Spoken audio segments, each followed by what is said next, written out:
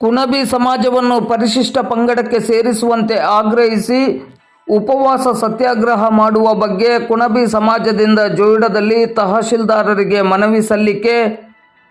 ಕುಣಬಿ ಸಮಾಜವನ್ನು ಪರಿಶಿಷ್ಟ ಪಂಗಡಕ್ಕೆ ಸೇರಿಸುವಂತೆ ಆಗ್ರಹಿಸಿ ಜೋಯಿಡಾ ತಹಶೀಲ್ದಾರ್ ಕಾರ್ಯಾಲಯದ ಮುಂಭಾಗ ಜಿಲ್ಲಾ ಕುಣಬಿ ಸಮಾಜ ಹಾಗೂ ತಾಲೂಕು ಸಮಿತಿಗಳ ಸಹಕಾರದೊಂದಿಗೆ ಉಪವಾಸ ಸತ್ಯಾಗ್ರಹ ನಡೆಸುವುದಾಗಿ ಜೋಯಿಡಾ ತಹಶೀಲ್ದಾರ್ ಕಾರ್ಯಾಲಯದಲ್ಲಿ ತಹಶೀಲ್ದಾರ್ ಮಂಜುನಾಥ್ ಮುನ್ನೊಳ್ಳಿ ಅವರಿಗೆ ಸೋಮವಾರ ಮಧ್ಯಾಹ್ನ 12:30 ಗಂಟೆಗೆ ಜಿಲ್ಲಾ ಕುಣಬಿ ಸಮಾಜದಿಂದ ಮನವಿಯನ್ನು ನೀಡಲಾಯಿತು.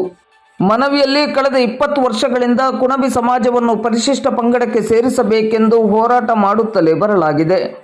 ರಾಜ್ಯ ಸರ್ಕಾರ 2017ರ ಅಕ್ಟೋಬರ್ 10ರಂದು ಕೇಂದ್ರದ RGIಗೆ ವರದಿಯನ್ನು ಸಲ್ಲಿಸಿದೆ. ಕಳೆದ ವರ್ಷ ಜನವರಿ 20ರಂದು ಜಿಲ್ಲಾ ಕುಣಬಿ ಸಮಾಜದ ನೇತೃತ್ವದಲ್ಲಿ ಜೋಯಿಡಾದಿಂದ ಕಾರವಾರದವರೆಗೆ ಪಾದಯಾತ್ರೆಯನ್ನು ಮಾಡಿ ಪರಿಶಿಷ್ಟ ಪಂಗಡಕ್ಕೆ ಸೇರಿಸುವಂತೆ ಆಗ್ರಹಿಸಲಾಗಿತ್ತು. ಹಲವು ಬಾರಿ ಕುಣಬಿ ನಿಯೋಗ ದೆಹಲಿಗೆ ಹೋಗಿ ಕೇಂದ್ರ ಸರ್ಕಾರಕ್ಕೆ ವಿನಂತಿಸಿದೆ. ಆದರೂ ಕುಣಬಿಗಳನ್ನು ಪರಿಶಿಷ್ಟ ಪಂಗಡಕ್ಕೆ ಸೇರಿಸದೆ ಅನ್ಯಾಯ ಮಾಡಲಾಗಿದೆ. ಹೀಗಾಗಿ ಇದೇ ತಿಂಗಳ 19ರ ಸೋಮವಾರದಂದು ಜೋಯಿಡಾ ತಹಶೀಲ್ದಾರ್ ಕಾರ್ಯಾಲಯದ ಮುಂಭಾಗ ಉಪವಾಸ ಸತ್ಯಾಗ್ರಹ ಕೈಗೊಳ್ಳುವುದಾಗಿ ಮನವಿಯಲ್ಲಿ ತಿಳಿಸಲಾಗಿದೆ.